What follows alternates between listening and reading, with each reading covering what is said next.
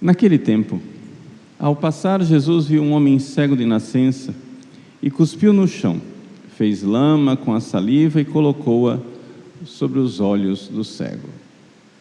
E disse-lhe: vai lavar-te na piscina de Siloé, que quer dizer enviado. O cego foi, lavou-se e voltou enxergando. Os vizinhos e os que costumavam ver o cego, pois ele era mendigo, diziam: não é aquele que ficava pedindo esmola? Uns diziam: sim, é ele. Outros afirmavam: não é ele, mas alguém parecido com ele. Ele, porém, dizia: sou eu mesmo. Levaram então aos fariseus um homem que tinha sido cego, e era sábado, o dia em que Jesus tinha feito lama e aberto os olhos do cego. Novamente então lhe perguntaram os fariseus como tinha recuperado a vista. Respondeu-lhes: colocou lama sobre meus olhos, fui lavar-me e agora vejo. Disseram então alguns dos fariseus: esse homem não vem de Deus, pois não guarda o sábado. Mas outros diziam: como pode um pecador fazer tais sinais? E havia divergência entre eles. Perguntaram outra vez ao cego: e tu, que dizes daquele que te abriu os olhos? Respondeu: é um profeta. Os fariseus disseram-lhe: tu nasceste todo em pecado e estás nos ensinando? Expulsaram-no da comunidade. Jesus soube que o tinham expulsado e, encontrando, perguntou-lhe: crês no Filho do Homem? Respondeu ele: quem é, Senhor, para que eu creia nele? Jesus disse: tu o estás vendo, é aquele que está falando contigo. Exclamou ele: eu creio, Senhor.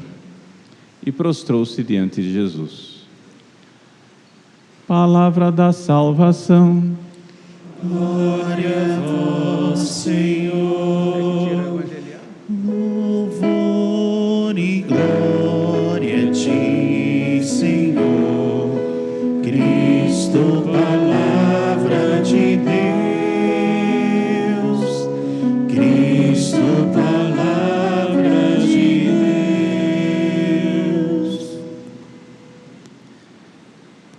Meus queridos irmãos e irmãs, com grande alegria celebramos este quarto domingo da Quaresma, domingo letare, o domingo da alegria, que nesse ano se coloca numa alegria especial, que é essa coincidência com o dia do calendário de São José.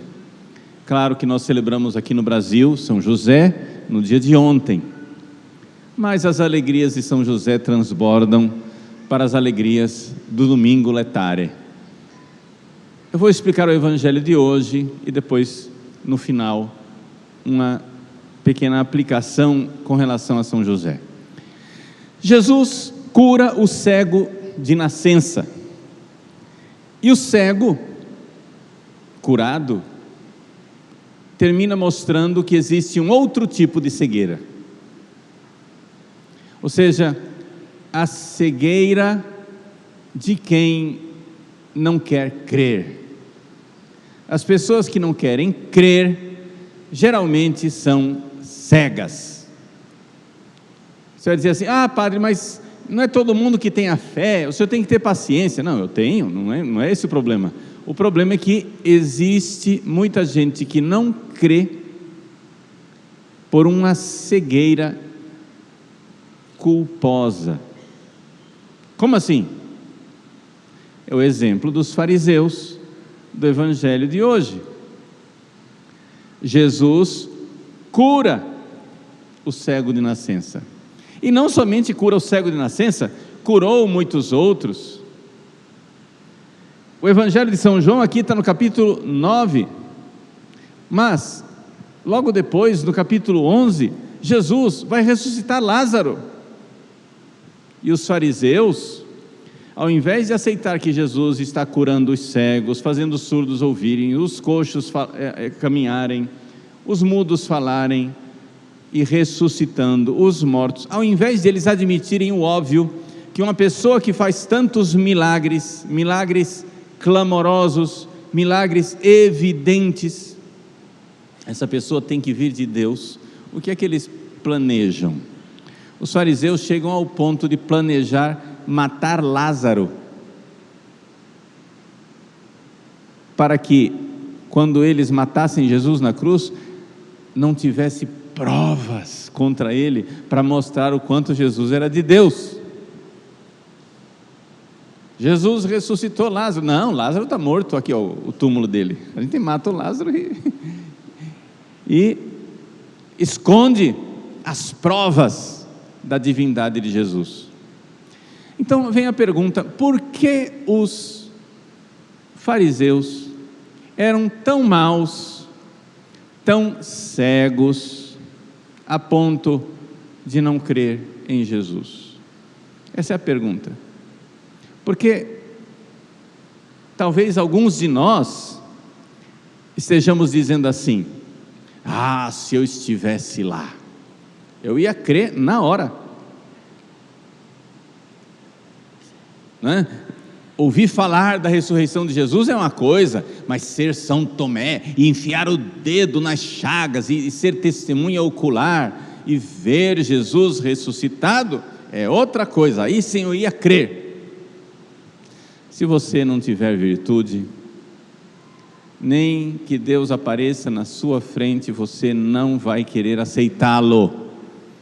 Nem os milagres mais clamorosos serão suficientes para converter você. Sabe por quê?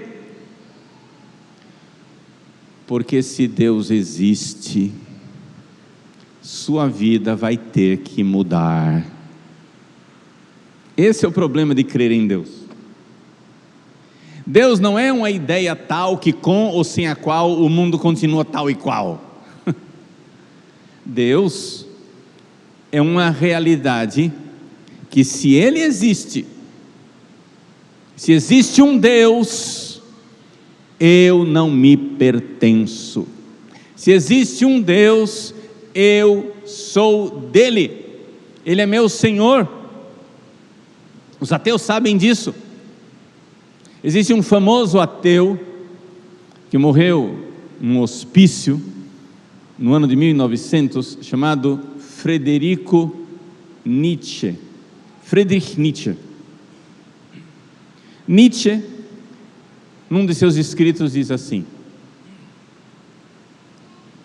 se existissem deuses, como poderia eu suportar não ser um Deus?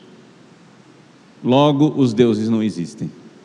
Vejam, aqui ele está claramente confessando a trapaça,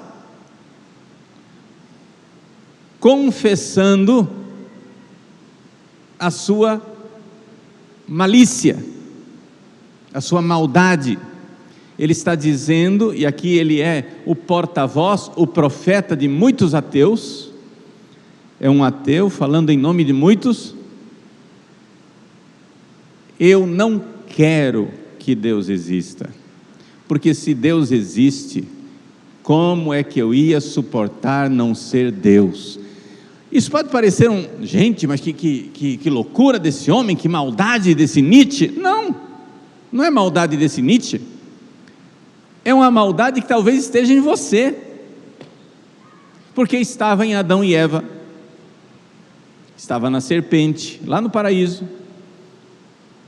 Deus de bondade fez o milagre de criar o mundo e deu o mundo de presente ao ser humano. Deus deu a Adão e Eva o mundo, disse: crescei, multiplicai-vos, dominai a terra. Quer dizer o quê? Olha, eu estou dando esse mundo, esse universo como um presente para vocês, só que tem o seguinte: tem coisas que não podem, tem coisas que é proibido. Vocês podem tudo aquilo que está conforme a estrutura do que eu criei, mas tem coisas, existe o bem e o mal. Eu sou engenheiro, eu sou arquiteto. Na engenharia do mundo que eu fiz, tem coisas que destroem o prédio. Na engenharia do mundo que eu fiz, tem coisas que não funcionam. Então, obedeçam o que eu estou dizendo, porque eu sou o Deus Criador. Então, existem coisas que estão na estrutura das coisas. Querem ver coisas que estão na estrutura da criação? Por exemplo, quando um homem se une a uma mulher, não sei se já ouviram falar, nascem crianças. Já ouviram falar disso? Isso está na estrutura das coisas. Está na estrutura do sexo. Mas nós não, nós queremos o sexo para diversão. Nós queremos o direito de fazer uma coisa que foi feita para aquela coisa, mas nós queremos fazer para outra coisa. Diversão. Diversão. Sexo, mas não crianças. E ainda criam leis com o nome de direitos sexuais e reprodutivos. Direitos sexuais e reprodutivos são aquelas leis inventadas pelo homem que se revolta contra a estrutura da realidade. São pessoas que acham que se eles fizerem uma lei dizendo que o fogo não queima, o fogo vai parar de queimar. E se você fizer uma lei dizendo que a água não molha, a água vai parar de molhar. Porque eles são deuses. Você não entendeu? São deuses. Eles criam as leis e o cosmos tem que obedecer. Então, se eu fizer uma lei, o cosmos vai me obedecer. Então eu faço uma lei e digo que sexo não tem nada a ver com reprodução. E uma lei que eu digo que comer não tem nada a ver com nutrição. Uma lei que diz que enxergar não tem nada a ver com a luz. Uma lei que diz que ouvir não tem nada a ver com vibrações no ar. Gente, é uma revolta contra Deus. Mas essa revolta contra Deus está aí na sua cabecinha, católico.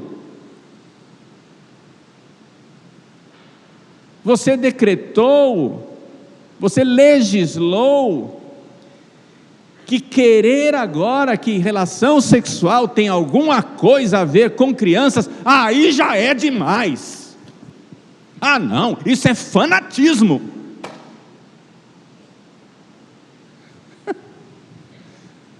Você não vai rir da piada? Porque uma pessoa que diz que comer tem a ver com engordar, é um fanático. E que enxergar tem a ver com abrir os olhos, é um fanático. Você é um fanático. E uma pessoa que diz que Deus criou o mundo com uma lógica, com uma estrutura que nós precisamos obedecer, é um fanático. Vamos matar Jesus, Lázaro, o cego de nascença e tudo o que disser o contrário do que eu penso, porque se houver um Deus, eu vou ter que obedecê-lo.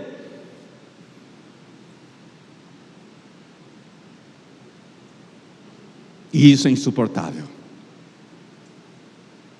Friedrich Nietzsche: se os deuses existem, como poderia eu suportar não ser um Deus? Logo, ergo, conclusão evidente, os deuses não existem.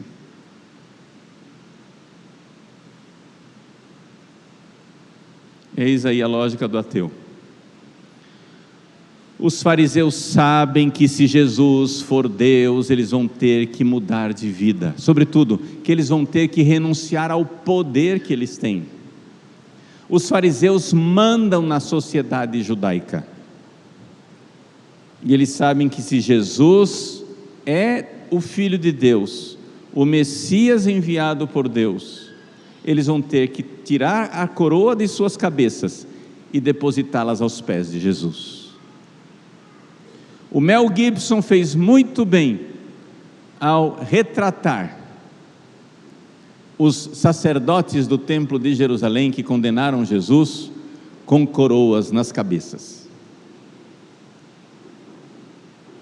Ele colocou lá uma espécie de chapéu na cabeça deles que parece uma coroa, porque de fato são reis. Eles não vão depor suas coroas aos pés de Cristo, porque se eles disserem a Jesus: eu creio, Senhor, vós sois o Messias, o Filho de Deus enviado para salvar a humanidade, aquele que nós esperamos desde todos os séculos. Vejam, todos os dias os judeus leem as Escrituras esperando o Messias. Quando o Messias aparece e incomoda a vida deles, eles dizem: não, não pode ser.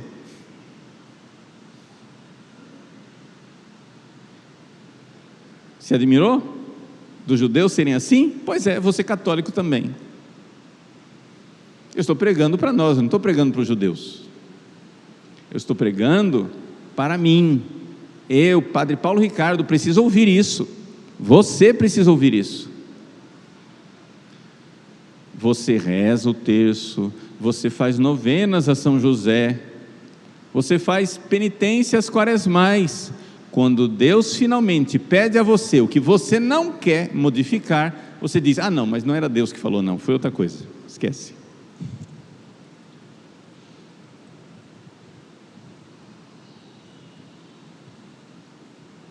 Gente, eu não estou dizendo que nós precisamos acreditar em qualquer coisa. Não é você ir rezar, você ouve uma voz, você acredita nela. Não. Os grandes místicos da Igreja Católica, se eles nos ensinam uma coisa, é o seguinte: não acredite em vozes, não acredite em visões, não acredite em revelações privadas, a não ser que Deus, aspas, obrigue você a acreditar pela abundância de evidências, entendeu? Acontece uma vez, duas vezes, três vezes, quatro vezes, é comigo, é com outro, com outro, com outro, com outro, com outro, com outro, com outro. No século passado, hoje, aqui no Brasil, na Europa, na África, não sei onde. Então, por acúmulo de evidências, a coisa vai acontecendo em todos os lugares. Os místicos dizem: olha, então talvez seja verdade, né? Nós católicos não acreditamos facilmente em visões, mas existe uma coisa que é a assinatura de Deus na história, chama-se milagre. Os milagres. E isso nós católicos podemos aqui dar exemplo para todas as religiões do planeta.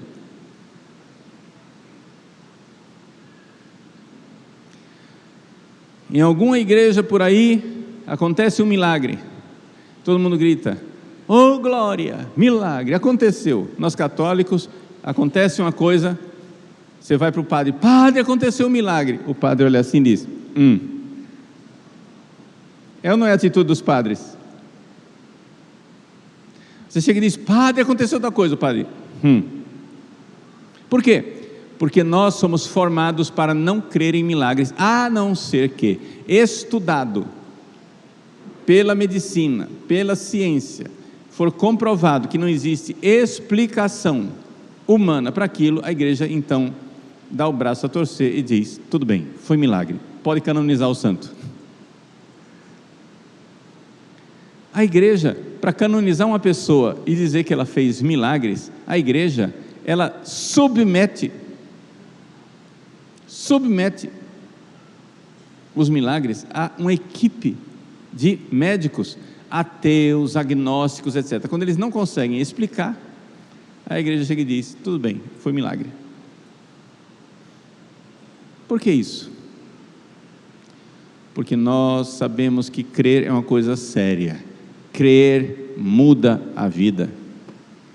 Se eu vejo que é Deus, que tem a assinatura de Deus, que Deus está lá e está fazendo, eu preciso obedecer. É a obediência da fé. E é isso que a igreja sempre fez. A nossa Santa Igreja Católica crê em Jesus Cristo, único Filho de Deus, nosso Senhor. Crê na Santíssima Virgem Maria. Crê na grandeza de São José, porque são tantos e tão portentosos os milagres que dizem que eles têm autoridade no céu, que a gente se dobra diante disso. Então, quando finalmente, diante de tantos milagres, como a cura do cego de nascença, Jesus chega e diz: eu sou de Deus, está vendo? Eu sou filho de Deus, você está vendo? Eu sou o Deus Criador que se fez homem, você está vendo? Muito bem, me dá a sua vida, obedece o que eu estou dizendo, faz a minha vontade, muda o seu jeito de proceder,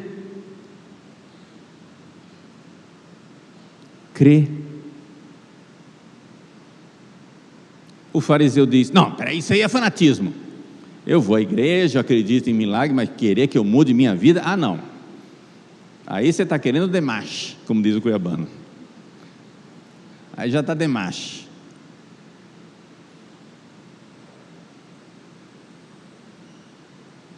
Gente, Deus quer você. É a quaresma. Ele quer nos curar da cegueira. Sabe qual é a coisa mais maravilhosa que Deus faz em nossas vidas? Nos contrariar, nos incomodar, entregar o que nós não queremos dar. Creia. Não, mas eu creio até aqui, daqui para frente incomoda demais. Aí é fanatismo. Mas a Igreja Católica não fica inventando regra. Se tem uma coisa que nós fazemos, gente, é seguir simplesmente a moral católica de 2000 anos. Não estamos inventando nada que já não tenha sido vivido pelos santos, que eram mais santos, mais bondosos, mais sábios, mais amorosos, menos egoístas do que nós.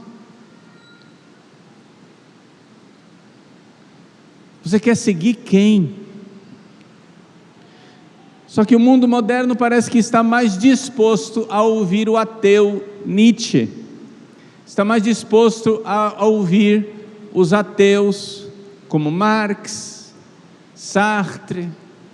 O mundo moderno está mais disposto a ouvir ateus e assassinos genocidas como Hitler, como Stalin, como Mao Tse-tung. O mundo moderno está... Esses são as pessoas que nós queremos seguir. Sabe por quê? Porque eles não nos incomodam, eles incomodam os outros. Os totalitarismos são a forma de impor a vontade de um grupo sobre o resto do grupo, o resto das pessoas. Então eu entro no grupo, eu entro entre os escolhidos, que está em cima da carne seca, e pronto, minha vontade. Mas você está oprimindo. O seu Mao Tse-tung, o senhor matou 70 milhões de pessoas em tempo de paz. Você matou 70 milhões de chineses, seus compatriotas, em tempo de paz. O senhor não vê que o senhor é um genocida? Não, genocida é quem eu quero que seja genocida.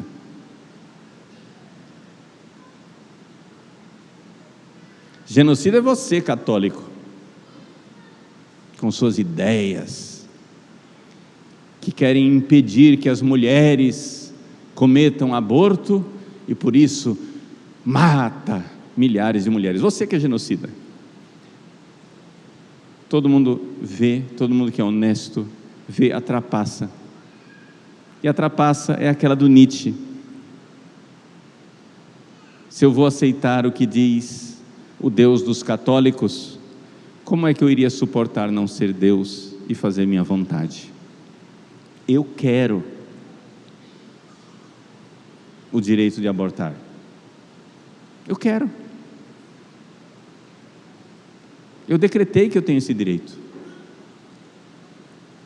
Eu tenho o direito de matar o inocente. Já se alguém, em legítima e proporcionada defesa, matar o injusto agressor, não, isso é armamentismo. Um inocente desarmado no ventre da mãe, eu posso matar porque é um direito. O injusto agressor, que eu tento impedir que faça violência contra a minha família, impeço uma vez, não adianta, 2 vezes não adianta, 3 vezes não adianta. Se pela 3ª vez, numa fatalidade acontecer do sujeito morrer, está vendo aí o armamentismo? Ou então, violência policial. Veja, eu não estou dizendo que não tem violência policial, tem. Mas eu quero que vocês entendam como as leis de Deus que incomodam, a gente cria todo tipo de desculpa para não obedecer. Já as leis de Deus que não incomodam, ou então as minhas leis para fazer os meus caprichos. Meus irmãos, existe uma cegueira. A cegueira dos fariseus é a cegueira de Deus, Criador do céu e da terra, fazendo milagres, dando sinais da sua autoridade, pedindo que eles mudem de vida. Eles fazem um tipo de trapaça para não ter que ouvir Jesus. Isto está aqui sentado nos bancos da igreja. Isto talvez esteja aqui segurando o microfone, se eu não mudar de vida. Eu estou pregando o evangelho para nós, não estou mandando recado para ninguém. Para quem será que o padre está falando? É com você.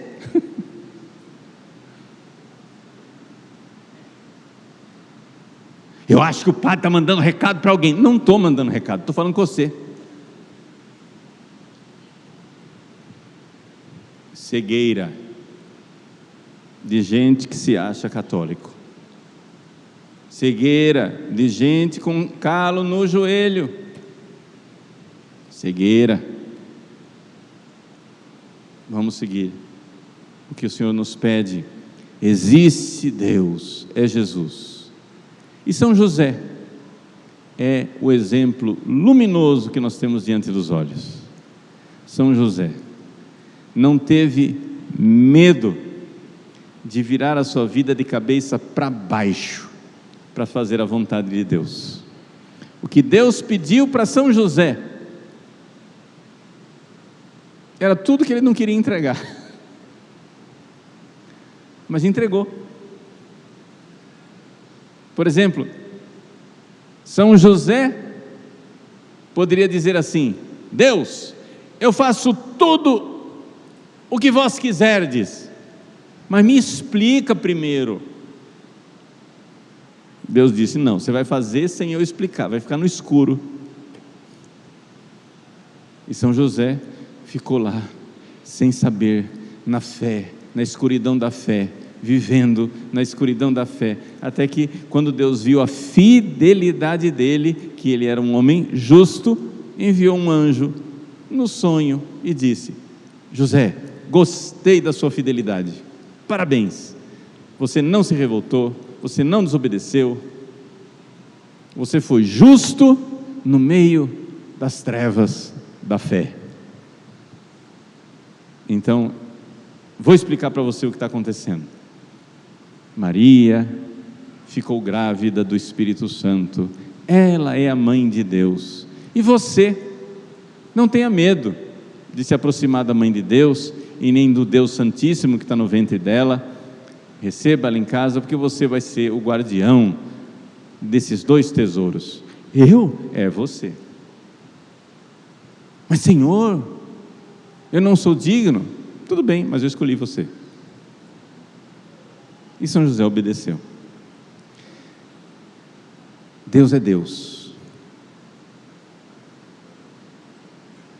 Se você não entende ainda os dogmas da igreja, se você não entende ainda as leis que a igreja há 2000 anos ensina, obedeça primeiro. As coisas vão ficar mais claras. Se você continuar desobedecendo, você vai, como os fariseus, começar a criar recursos mentais para não obedecer. Termino com uma anedota da vida do santo cura d'Ars, São João Maria Vianney. Havia um homem agnóstico. Agnóstico quer dizer o seguinte: ele não é ateu e ele não crê. Ele só acha que não dá para crer em Deus porque ele não tem provas suficientes. Então ele era cheio de dúvidas. E ele ouviu falar que lá em Ars, na diocese de Lyon, tinha um padre muito santo e muito sábio, que Deus falava com ele. Então eu vou lá falar com esse padre João Maria Vianney. Chegou lá no confessionário e disse: Padre João, eu quero me tirar umas dúvidas com o senhor. Ele disse: se ajoelhe e confesse. Não, mas eu não creio. Se ajoelhe e confesse. Não, mas veja, é que eu tenho dúvidas ainda sobre os sacramentos, sobre a existência de Deus, sobre Jesus. Se ajoelhe e confesse. O homem se ajoelhou. Primeiro ato de obediência. São João Maria Vianney começou a fazer as perguntas das coisas que ele tinha feito. E ele foi vendo os pecados dele. Tudo que ele precisava mudar de vida. No fim da confissão, São João Maria Vianney: você está arrependido desses pecados? Estou. Quer receber o perdão de Deus? Quero. E deu absolvição.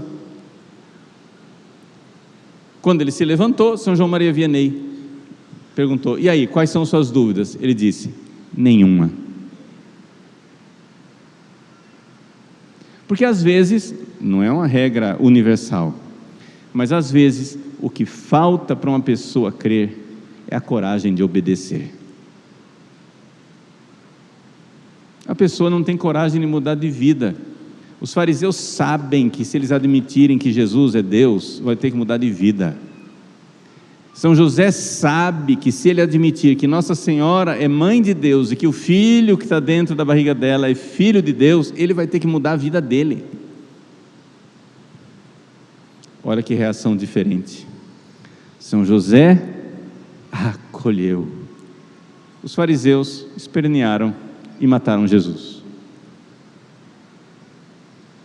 Quem você é? Qual dos dois? Você irá obedecer e crer? Ou espernear e se voltar contra Deus?